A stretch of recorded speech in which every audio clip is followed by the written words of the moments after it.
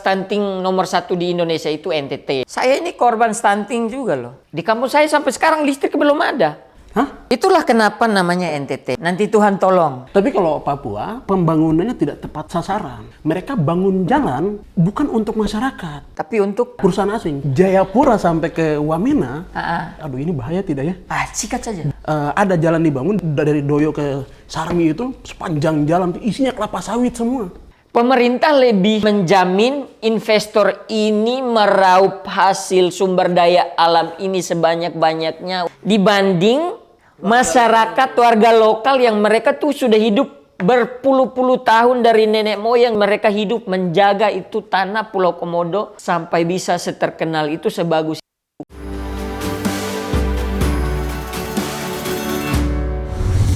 Assalamualaikum warahmatullahi wabarakatuh. Kembali lagi bersama saya Ijal Papua di channel Abraham Samad Speak Up. Karena Pak Abraham sedang haji, jadi sementara channelnya masih dibajak sama saya.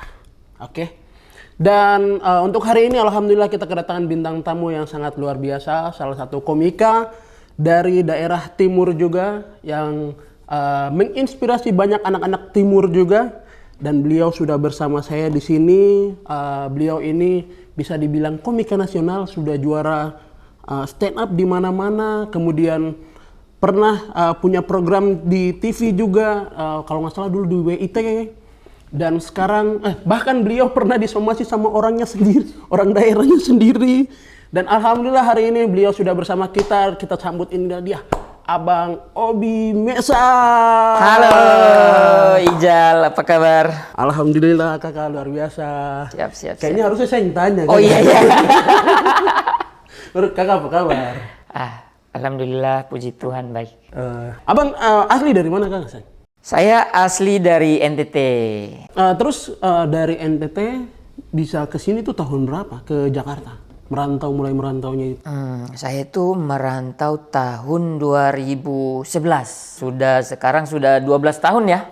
Oh, jadi ke sini waktu itu buat tujuannya pendidikan. Tujuannya pendidikan, kuliah. Kuliah di mana? Saya kuliah di UNJ. Universitas Negeri Jamaika.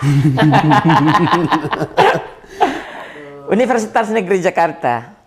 Dan kemudian katanya abang ini kan stand up ya? Iya. Komika. Kenalnya di Jakarta? Atau dari dulu di sana sudah kenal komika duluan? Apa stand up duluan? Tidak, saya itu sebenarnya tahu stand up sudah kuliah, malah tahun 2015. Baru. Ya, bisa terhitung lumayan baru ya, lah ya? terhitung lumayan baru karena stand up dari 2011 kan. Iya. Dan di komunitas kakak bawa materi-materi apa? Maksudnya keresahannya seputar tentang Indonesia Timur sih. Indonesia Timur, apa yang terjadi di kampung, terus saya biasanya komparasi dengan apa yang saya lihat di ibu kota, kayak misalnya listrik di kampung tidak ada listrik, kita kalau ketemu listrik itu kayak apa gitu. Nah saya bawa materi-materi begitu, di kampung saya belum ada listrik, makanya saya kalau ke kota itu langsung nyari gardu listrik. Biar apa? Biar kesetrum. gitu-gitu. Gitu-gitu. Berarti di compare apa yang terjadi di timur sama yang di sini ya, gitu ya, di kampung. Saya main-mainnya selalu begitu. Kemarin kan baru nih ada apa namanya, Presiden Jokowi itu sempat geram gara-gara anggaran penanganan stunting di daerah-daerah itu belum optimal dan belum tepat sasaran lah. Oke. Tapi beliau belum sempat nyebut nama daerahnya waktu kemarin itu. Dan alokasi dananya kemarin itu untuk stunting itu sekitar 10 miliar. Kalau tidak salah ya. 10 miliar. Besar juga. Itu besar sekali kan. Kalau kata siapa nih? Kalau kata Mamat 10 miliar dipakai buat di Papua. Dipakai buat beli papeda ya satu Papua lain kayak. Iya itu Mamat punya materi, Mamat bilang gitu kan. Iya. Nah, tapi belum tepat sasaran begitu. Bahkan 6 miliarnya itu dipakai buat rapat, terus digunakan cuma untuk habis buat rapat. Iya, perjalanan dinas. Buat perjalanan dinas. Padahal kita kalau lihat secara data 2022, stunting paling besar itu di NTT ya. NTT. Nah, kakak sendiri menanggapi stunting terbesar di Indonesia itu cuma adanya di NTT. Kakak sendiri menanggapinya bagaimana itu? Kalau masalah stunting, menurut saya ya itu. Jadi sebenarnya masalahnya ada di daerah gitu. Karena Harusnya yang lebih melihat ke dalam itu pemerintah daerah. Maksudnya yang melihat ke dalam, yang tahu keadaan itu seperti apa, masyarakat itu seperti apa itu pemerintah daerah. Cuman saya sendiri dari NTT merasa bahwa rata-rata orang-orang kita di NTT, ini saya harus bicara belak-belakan ini. Saya tidak peduli habis ini saya disikat habis-habisan. Disomasi, nanti kita bicara belakang saja. Aduh, tapi demi kebaikan. Ya, kita demi kemajuan. harus menyuarakan masalah stunting. Saya setuju, sangat setuju sekali masalah stunting nomor 1 di Indonesia itu NTT ya. NTT karena sejauh yang saya lihat ya, perhatian pemerintah ya terhadap masalah stunting ya, gizi buruk di daerah. Saya mau bicara NTT saja itu masih sangat kurang. Jadi mau pemerintah pusat menggelontorkan dana bertriliun-triliun pun kalau mandek kayak tadi dipakai buat rapat, dipakai buat kunjungan kerja, dipakai buat perjalanan dinas ya, stunting akan masih tetap ada. Sedangkan bagaimana kita mau bersaing, jangankan kita bicara luar negeri dulu deh, bersaing di Indonesia sendiri. Kalau misalnya kita sendiri masih gizi buruk gitu.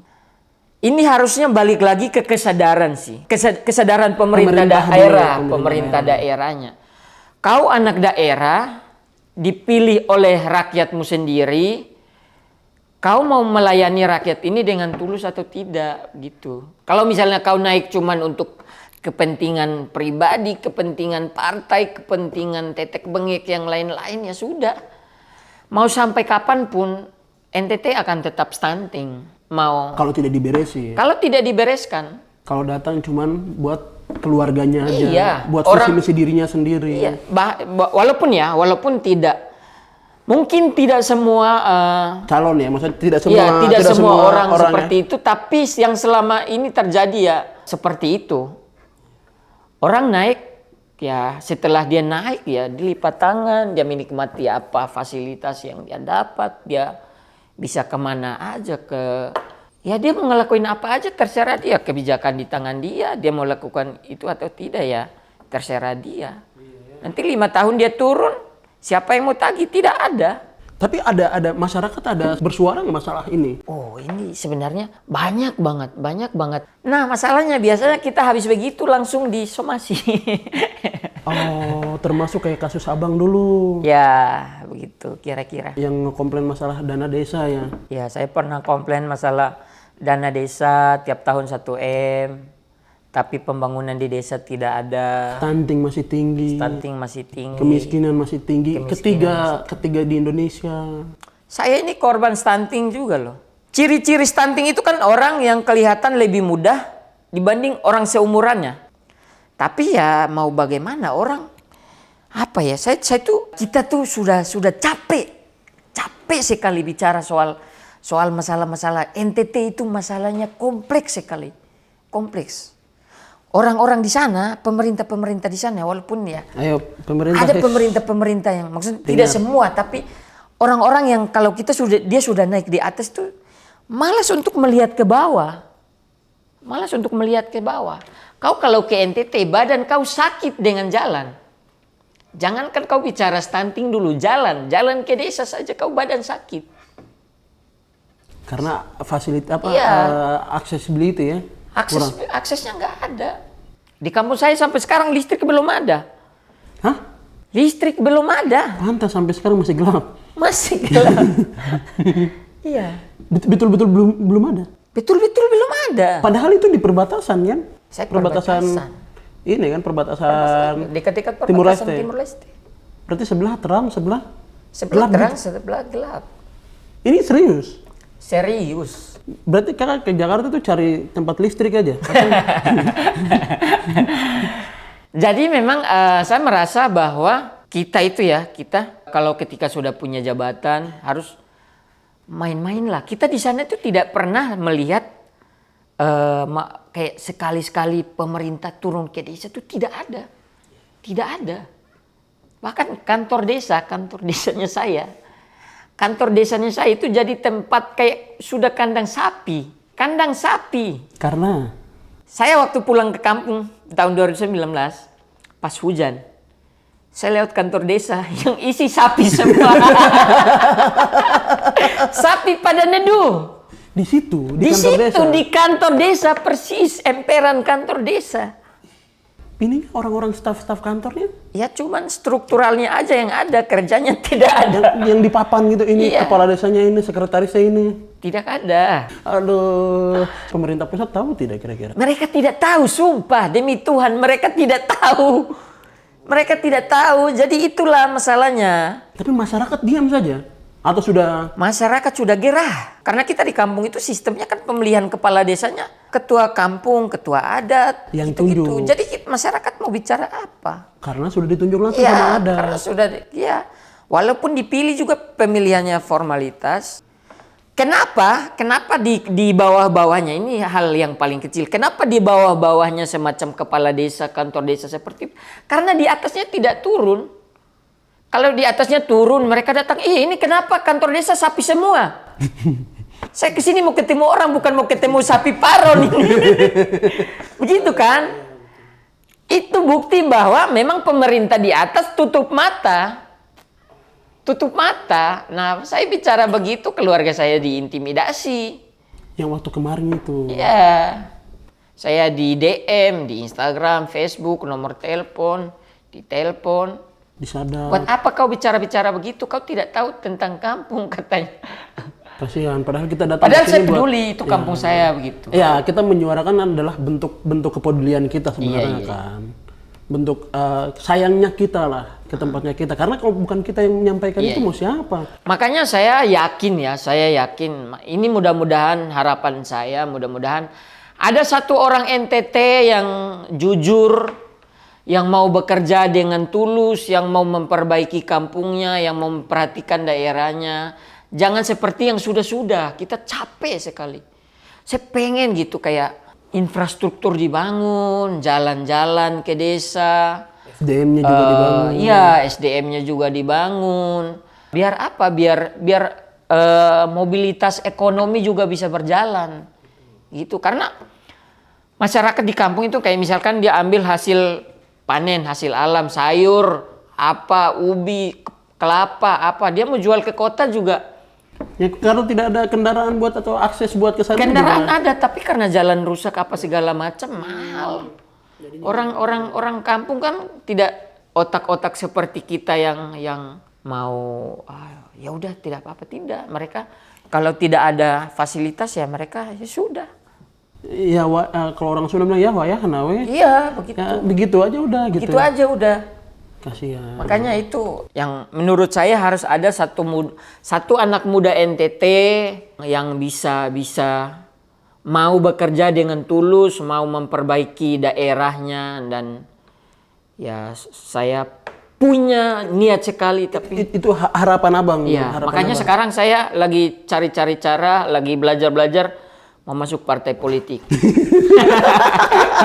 Ya, sama kayak artis-artis dong. Betul. Dan kakak, sayang, sorry, saya potong sedikit. Sekarang ada isu baru lagi juga tuh di NTT, masalah isu Pulau Komodo.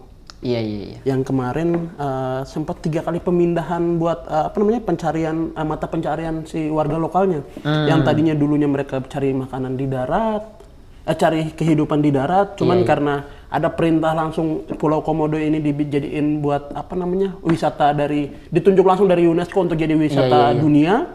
Akhirnya mereka pindah cari makannya bukan di darat tapi cari di laut. Cari di laut. Cari di laut, kemudian ada barusan lagi mereka cari makan di laut, kemudian dipindahin lagi ke darat. Oh, dari darat ke laut, kemudian mereka dibalikan lagi Balikin ke darat. lagi ke darat. Iya. Cuman sekarang ada berita lagi kalau darat ini kalau pulau ini mau ditutup selama 1 tahun ke depan. Oke. Karena ada isu si wisata ini nih mau dibikin destinasi super premium. Oh. Wisata super premium. Iya. Jadi akhirnya wilayah ini mau dikosongkan selama 1 tahun ke depan. Akhirnya si warga ini tidak ada mata pencaharian lagi. Mereka bingung lagi mau kemana lagi. Iya. Nah, kakak sendiri nih sebagai orang sana, Iya. sebagai orang NTT lah ya. Orang NTT ya. Ngelihat ini tuh seperti perasaan kakak ngelihat kejadian seperti ini bagaimana kakak? menanggapi ini gitu. Betul. Itulah kenapa namanya NTT ya. Nanti Tuhan tolong. Karena kalau pemerintah yang tolong kapan lagi? Ya. Jadi nasib kita tergantung Tuhan. Itulah salah satu kekurangan di NTT. Menurut saya, dalam segala bidang, mau itu bidang apapun ya. Orang NTT itu pemerintah, terutama pemerintah ya, tidak memperhatikan masyarakatnya dan lebih mementingkan orang asing. Lebih senang membahagiakan orang asing daripada masyarakatnya sendiri. Ini kenapa masyarakat yang aslinya, yang mereka hidup dari leluhurnya, mereka hidup berdampingan dengan komodo dari dulu sampai sekarang, terus kemudian sekarang masuk pemodal, dan mereka masuk pemodal ini. Masuk investor baru. Ini masuk investor, kemudian mau mereka tidak mau ini nanti warganya yang tersingkir keluar. Warganya yang tersingkir, pemodalnya yang sekarang jadi orang akamsi di situ.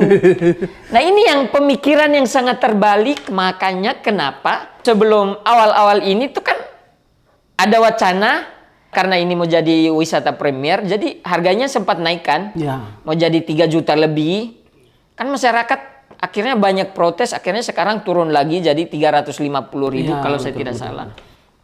Ya karena itu pemerintah lebih memikirkan bagaimana caranya saya bisa menjamin investor ini meraup hasil sumber daya alam ini sebanyak-banyaknya untuk kepentingan perutnya dibanding masyarakat warga lokal yang mereka tuh sudah hidup berpuluh-puluh tahun dari nenek moyang, dari leluhur mereka hidup menjaga itu tanah Pulau Komodo sampai bisa seterkenal itu, sebagus itu gitu. Itu aja bisa jadi pandangan orang kenapa stunting di NTT masih tinggi. Nah itu karena tadi pemerintahnya lebih fokus untuk yang ngasih makan orang lah. Ya oke lah, lu bawa duit datang. Yang penting lu kasih saya duit deh. Saya kenyang, lu kenyang. Mereka yang di bawah ini bodoh amat. Mau mati kek, mau apa, bukan urusan saya. Makanya tadi saya bilang, saya itu berharap sekali ada satu orang yang hatinya tulus, mulia, niatnya melayani, membangun NTT. Gitu saudara. Jadi makanya saya itu iri sekali. Jujur, saya itu iri sekali dengan Papua.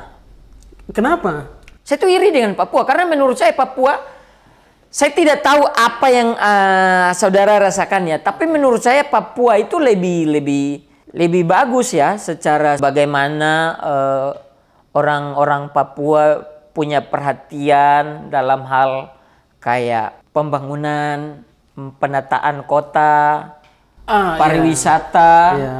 Walaupun mungkin ada kekurangan-kekurangan ya, namanya juga manusia, adalah kalau ada sedikit kekurangan ya kita maklumi manusia. Tapi kalau ini kekurangan semua ya kita mau ngapain?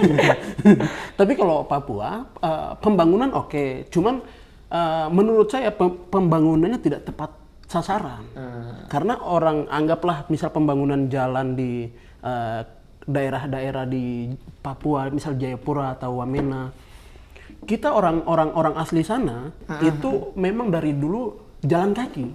Nah yang terjadi sekarang mereka bangun jalan bukan untuk masyarakat, tapi untuk perusahaan asing. Teman-teman kalau misalnya tahu dari Jayapura sampai, aduh ini bahaya tidak ya? Sikat saja. Jayapura sampai ke Wamena, ada jalan dibangun di bagian Sarmi sampai ke Doyo sana itu, dari Doyo ke Sarmi itu sepanjang jalan isinya kelapa sawit semua. Jadi jalan itu, akses itu dibuka, sebenarnya bukan masyarakat tuh yang pakai mobil sedikit. Seharusnya kalau misalkan memang mau bangun jalan, dihitung dulu berapa orang yang pakai pakai mobil.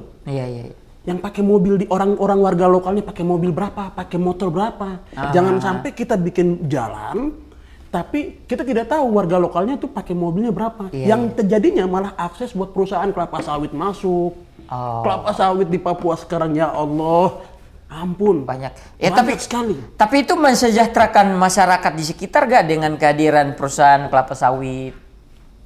Nah, itu dia kelapa sawit itu kan warga lokal belum banyak yang tahu cara ngolah dan segala macamnya. Itu kan persis orang-orang luar lagi yang ngurus semuanya. Akhirnya, anggaplah misal media menyebar, oh ini pembangunan jalan di Papua, jalan yang diambil kayak video-video menyebar, tidak tahu ya, mungkin saya agak kurang beda pendapat sama teman-teman yang lain mungkin gitu. Menurut saya beberapa video itu dipotong.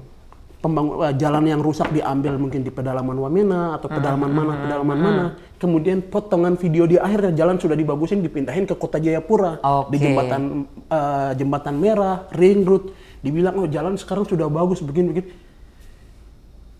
Nggak seperti itu sebenarnya. Nah itu dia maksudnya mungkin abang tadi ngelihatnya dari kacamata luar. Gitu. Memang dari kacamata luar. Nah kalau dari orang-orang asli sananya faktanya seperti itu. Karena maksudnya gini, pembangunan jalan tuh perlu, pembukaan akses tuh perlu. Tapi kita juga perlu mempertimbangkan penggunaan kendaraan di orang-orang tersebut. Warganya sudah menggunakan belum? Karena yang terjadi sekarang itu kelapa sawit. Kakak kalau bisa cek di Papua Barat juga penebangan hutan luas sekarang tuh lagi gila-gilaan tuh. Saya nggak mau, ini agak bahaya sih sebenarnya. Iya kelapa sawit pembukaan gila-gilaan, tapi untuk asing. Jadi orang asing yang pakai. Jadi asumsinya jalan ini dibangun karena ada perusahaan itu. Perusahaan asing. Jadi untuk aksesnya mereka sama seperti di Pulau Komodo. Ini kan dibikin wisata primer buat orang asing lagi. Sedangkan warga lokalnya tersingkirkan.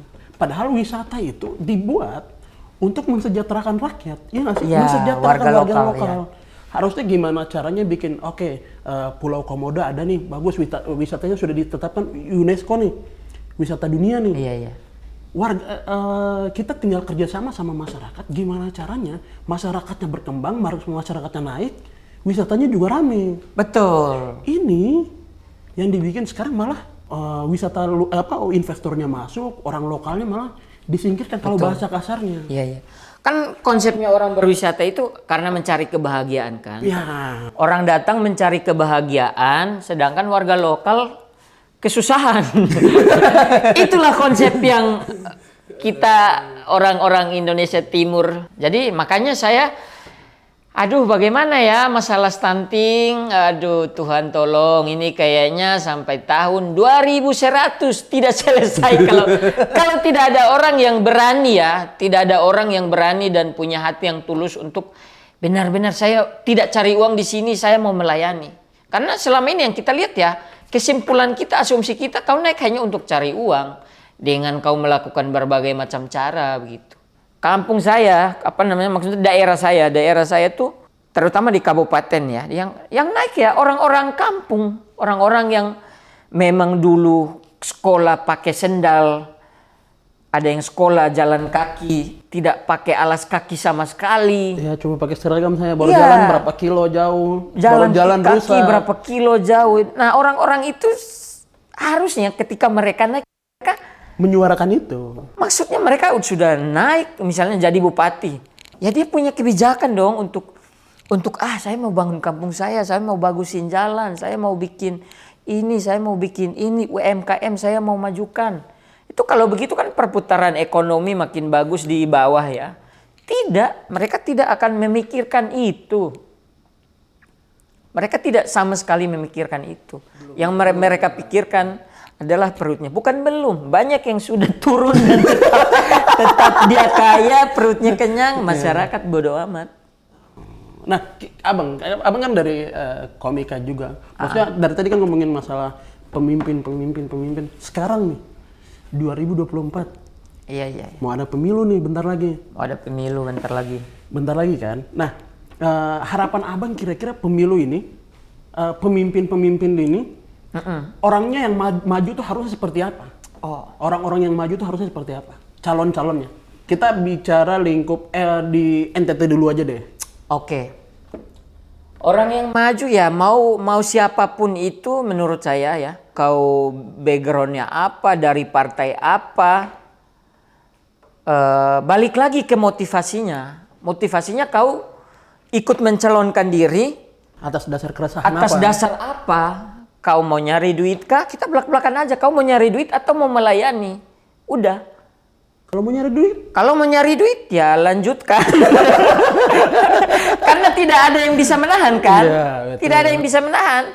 Kalau dia mau nyari duit kan dia bisa melakukan berbagai macam cara. Dia ya janji-janji manis, mungkin serangan fajar, yang penting keluar modal di awal, nanti baru meraup keuntungan di belakang-belakang. Kan orang kalau udah naik, dia tanda tangan aja kan sudah tidak, bukan hal yang umum lagi, tanda tangan aja ada nominalnya kan. Itu kan yang terjadi di negara ini. Bahkan sebelum pemilihan aja ada gosip bahwa sebelum pemilihan aja orang yang kepilih udah ketahuan gimana ceritanya.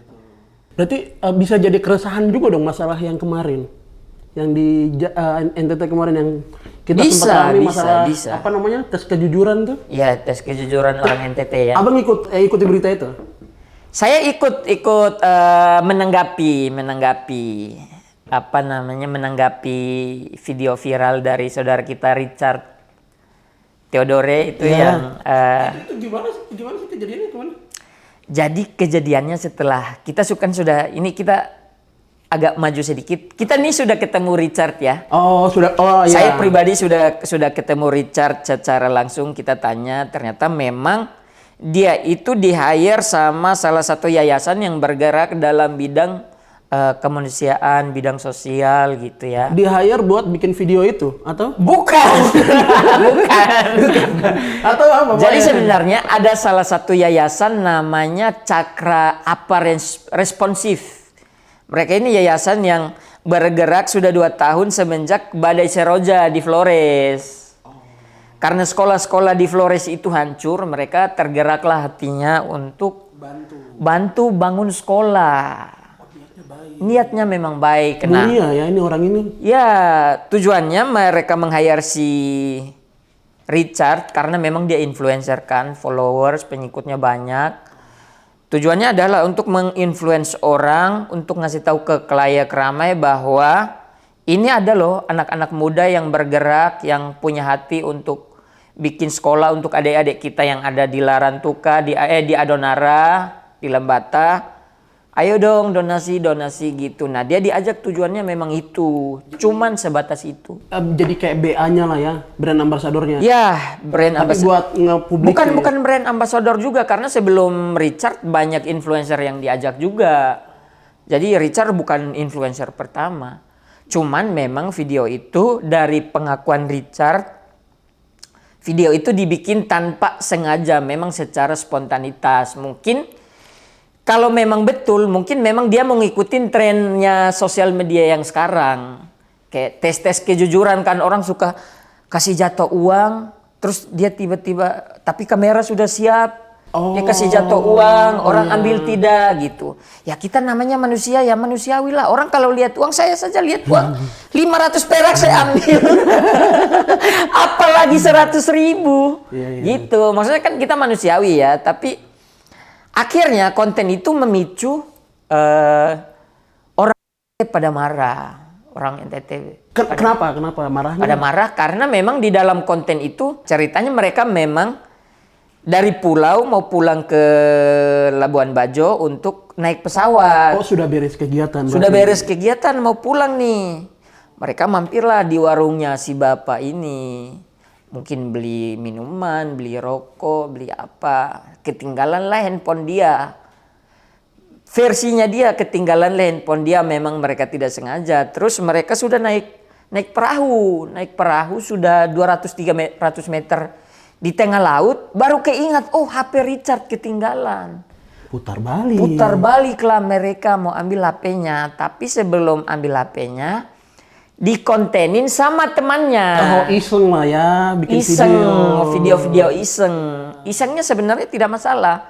Cuman kata-katanya ada yang bilang kita tes kejujuran orang NTT. Aduh, kata Yewen coba tes orang kejujuran orang Papua. Coba tes aja. Kenapa? Tidak dapat tombak kah, tidak dapat panah kayak Yewen bilang. Dapat sumpit. Iya, aduh. Begitu. Kemudian mereka datang lah, kamera nyala. Ya masih bercanda-bercanda, mungkin terbawa situasi kali ya. Jadi keluarlah kata-kata, coba kita tes kejujuran orang NTT. Apakah orang NTT jujur atau tidak. Mereka datang, posisi mereka datang, HP masih di atas toples di warung. mereka ambil, ya mungkin ya makasih ya Pak, bla bla bla. Katanya sih dia minta makasih ke bapaknya. Cuman setelah keluar dari warung, mereka ada video lagi bilang, oke lah bapaknya kasih HP, tapi bapaknya tidak jujur 100%. Jadi kesimpulannya orang NTT tidak jujur gitu. Kenapa alasan mereka begitu? Karena katanya sebelum mereka datang itu mereka telepon. Tapi tidak diangkat. Jadi mereka curiga, oh bapaknya sengaja tidak angkat telepon gitu. Jadi gara-gara itu asumsinya bilang NTT orang NTT tidak 100% jujur. Iya, tidak 100% jujur ya. Mengamuk lah. Mungkin karena bawa-bawa nama NTT, jadi satu NTT mengamuk. Sampai katanya ngegeruduk rumah atau gimana kemarin tuh katanya? Teman-teman Bukan ngegeruduk apa? Bukan menggeruduk. Datang cuma memantau, menjaga keamanan, oh, iya. menjaga keamanan. Melakukan tugas ya. Iya, tapi bawa balok. Enggak lah, enggak. Orang NTT tidak sekejam itu ya. Betul.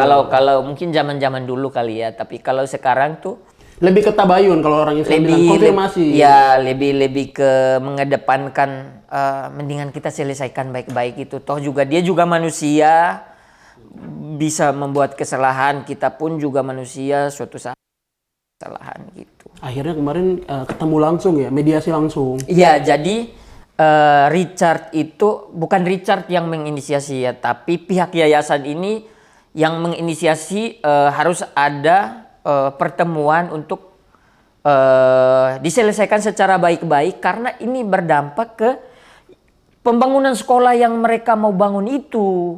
Jadi masyarakat di sana taunya Richard ini adalah bagian dari yayasan ini yang bangun sekolah. Masyarakat kecewanya kenapa kau datang bangun sekolah tapi kau menjatuhkan kita. Akhirnya sekolah itu digeruduk, dihentikan pembangunannya. Udah kontraktor berhenti bekerja. Kami tidak butuh sekolah kalau kalian datang untuk bangun sekolah buat kami sekolah, tapi kalian sendiri membuat kami jadi jelek gitu. Akhirnya pihak yayasan menginisiasi ini harus dimediasi biar cepat reda karena kasihan anak-anak.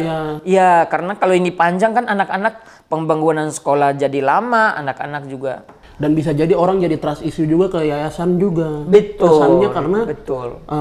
Si Richardnya adalah bagian dari yayasan itu. Betul. Makanya kemarin ada wartawan juga, jadi sudah belum selesai, tapi kita pada saat ketemu langsung dengan Richard memang ada somasi. Kita somasi dan ada dua hal yang paling penting, dua poin permintaan kita yang kita minta untuk dipenuhi oleh Richard, yaitu satu, dia harus datang minta maaf langsung ke bapak yang dia bikin video itu karena ya pasti berdampak buruk ke bapaknya. Kemudian yang kedua adalah dia harus melakukan ritual adat. Kalau di Papua itu kan saya ingat tuh suku apa tuh kalau misalnya perang suku, mereka tuh ritual adatnya harus bakar batu kan? Ya, itu saya punya suku. Ya, punya suku harus bakar batu. Ya, bakar batu.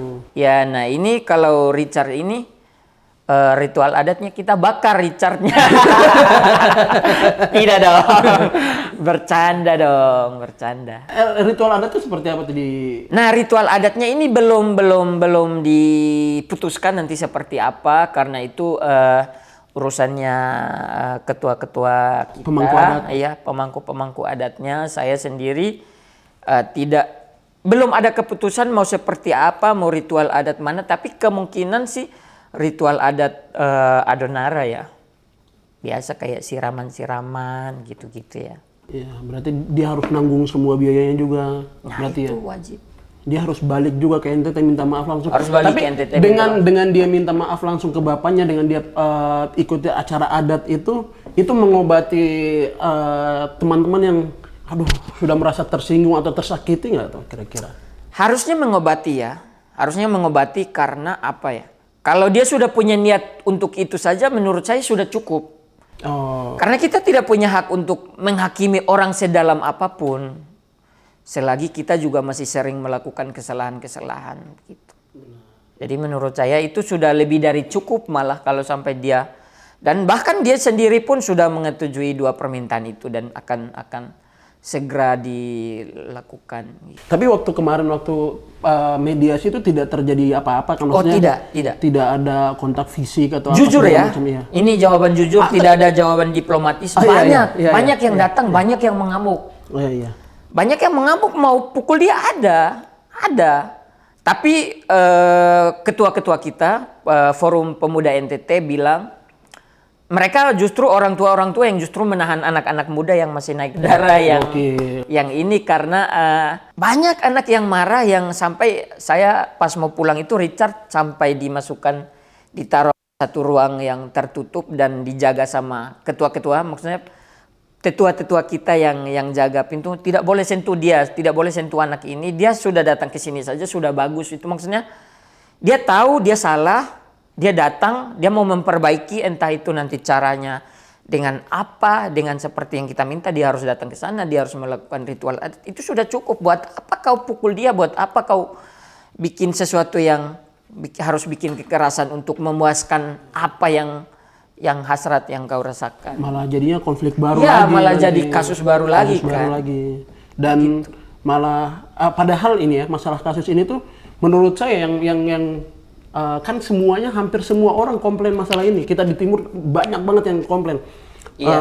Orang Papua, Ambon, bahkan banyak banget yang komplain, termasuk tokoh-tokoh publik. Iya. Bang Abdur sampai bikin statement juga, terus Bang Ari bikin statement juga. Bahkan siapa ini, kakak Marion Jola juga. Bersuara. Tumben-tumbennya dia pakai bahasa apa namanya? Bahasa NTT langsung gitu. Iya, tiba-tiba jadi orang NTT. Saya rasa kenapa orang pada, terutama orang timur, entah itu NTT, Ambon, Papua, Makassar, Sulawesi, rata-rata, kenapa pada begitu marahnya? Karena balik lagi, kita orang timur itu sangat menghargai orang tua sih. Sepakat. Sekeras-kerasnya kita. Sekeras-kerasnya kita sama anak. Orang kalau tua orang tua bisa. bilang anak, kok stop. Sepakat. Bahkan saya kita dulu di kampung itu ya, kalau orang tua lagi makan, kita tidak boleh lewat samping situ. Kau harus putar dari belakang rumah, bahkan bila perlu kau putar kebun. Betul. Kita itu saking menghargai orang tua gitu, kayak sebrengsek-brengseknya apa orang timur di Jakarta atau di perantauan kalau pulang kampung atau apa, orang tua ngomong apa kita nurut gitu. Makanya kenapa kemarin orang-orang pada marah besar itu karena itu. Satu, dia orang tua, kemudian ada satu orang yang datang ke situ, oke lah lu datang untuk melakukan hal-hal yang baguslah, bangun sekolah, tapi dia melakukan ini ke orang tua. Mungkin kalau tadi dia bikin itu untuk anak-anak seumuran yang kayak anak muda juga, masih mungkin tidak semarah itu. Tapi karena orang tua. Oh iya, objeknya yang di dalam video itu orang tua yang ngamuk lah. Maksudnya siapa sih orang tua? Siapa sih yang mau digituin? Iya, dan anak mana yang mau orang tuanya digituin? Padahal orangnya sudah jujur, udah ngasih, masih tetap dibilang. Dia datang HP-nya masih di atas toples masalahnya. Mungkin dari sini kita bisa ambil pelajaran kalau tidak boleh, maksudnya oke, kita budak konten, tapi tidak sebudak itu juga sampai akhirnya melupakan etika kali ya. Iya. Konten itu sebenarnya bagus-bagus aja kalau misalnya memang selagi tidak merugikan orang lain. Misalnya kau bikin konten mandi lumpur, ya kau yang sakit kulit sendiri toh. tidak kulit orang. Mandi lumpur sekalian minta gift gitu ya. Tapi tidak harus menjatuhkan orang lain. Tidak harus menjatuhkan orang lain. Terakhir mungkin pesan atau harapan buat para pemimpin atau para pengelola daerah, khususnya NTT mungkin dari kakak sendiri, kira-kira pengennya seperti apa sebelum kita tutup, Kak? Oke, jadi harapan saya buat pemimpin, mungkin buat saya punya bapak-bapak atau saudara-saudara yang nanti kalau diberikan kesempatan untuk melayani, untuk mengabdi, untuk daerah, menjadi putra-putri daerah yang bisa melakukan perubahan, yang bisa punya tempat, punya wadah, punya apapun untuk bisa membangun daerah. Ya ulah, ayolah gandeng kita. Kalau misalnya kau bingung mau ngelakuin apa, mau bikin apa, ayo Kita ngobrol, kita majukan daerah kita, masalahnya apa, kita bicara rame-rame, kita berdiskusi, kita membangun daerah kita gitu. Karena saya tuh kasihan terutama kita dari NTT itu, Tuhan tertinggal sekali. Tertinggal sekali. Terakhir Kak, kalau untuk anak-anak mudanya harapan kira-kira buat apa lagi untuk anak-anak NTT?